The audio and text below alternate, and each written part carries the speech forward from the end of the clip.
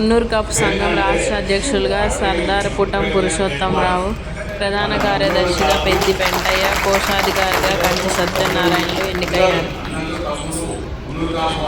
ఐక్యతమే మన బలమని, అవసరమైన ప్రతి సందర్భంలో కూడా మరింత ఐక్యత ప్రదర్శిస్తూ ముందుకు సాగాలని మున్నూరు కాపు ప్రముఖులు పిలుపునిచ్చారు. మున్నూరు కాపు సంఘం రాష్ట్ర అధ్యక్ష, ప్రధాన కార్యదర్శుల పదవులకు హైదరాబాద్ జలవిహార్ ప్రాంగణంలో ఆదివారం ఎన్నికలు జరిగాయి.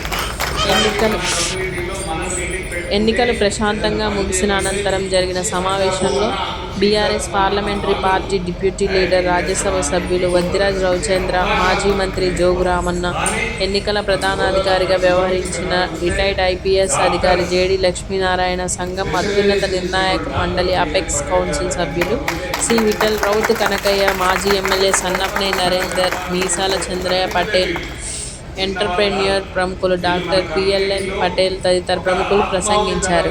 ఈ సందర్భంగా మాట్లాడుతూ ఆంధ్రప్రదేశ్ రాష్ట్రంలో కాపులు చూపిన ఐక్యతను, శక్తిని స్ఫూర్తిగా తీసుకొని మున్నూరు కాపు కులం ముందుకు సాగుదామన్నారు.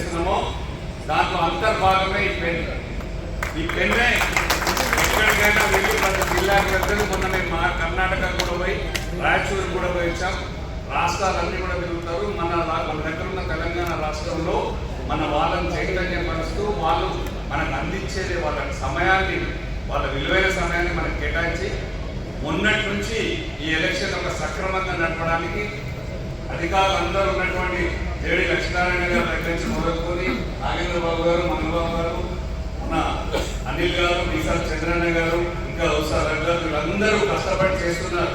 వీళ్ళకి ఈ రోజు నిన్నటి నుంచి కష్టపడి ఒక మంచి ఎలక్షన్ సిస్టమేటిక్ గా నడిపే వీళ్ళు ఒక అధికారగణం చేసినంత పని చేసిన మీరందరూ కూడా మీరు గట్టిగా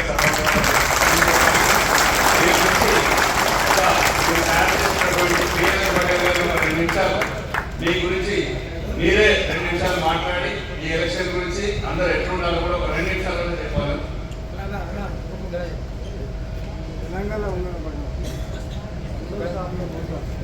వేదిక మీద ఒకసారి గౌరవంగా పెంచుకోవాల్సిన చప్పట్ల ద్వారా వేదిక మీద రావాల్సిందిగా కోరుతున్నాను. మరి ఎక్కడ ఉన్నారు? Thank you. జై మున్నూరు కాపు, జై మున్నూరు కాపు, జై జై మున్నూరు కాపు, జై పటేల్. ఎందరో మహానుభావులు, అందరికీ వందనములు. కనుల పండుగగా ఉంది ఈరోజు.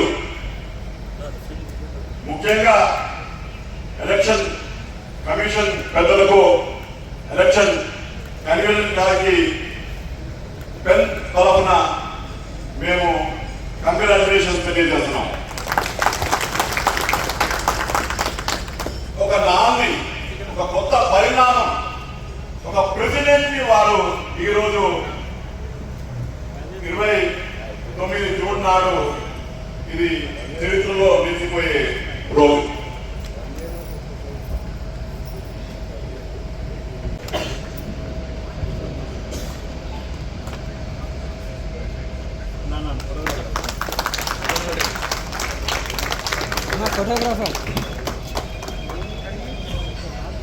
థ్యాంక్ యూ కనక. ఇప్పుడు ఎప్పుడెప్పుడు అని ఎదురు చూస్తున్నటువంటి చిన్న పిల్లలాగా కింద ముందు కూర్చున్నారు. అంటే మనం దీన్ని బట్టి మనం నేర్చుకోవాల్సింది క్రమశిక్షణ ఉంది అని మనం గ్రహించాల్సిన అవసరం. వాళ్ళ చిన్న పిల్లలైనా మన ద్వారా మనం నేర్చుకోవాల్సింది అని చెప్పి చెప్పకుండానే చెప్పాలి. థ్యాంక్ యూ అన్న. నేను మాట్లాడే ముందు ఒక 2 నిమిషాలు కనకన్న గారిని వివరించవలసింది కోరుతున్నాను.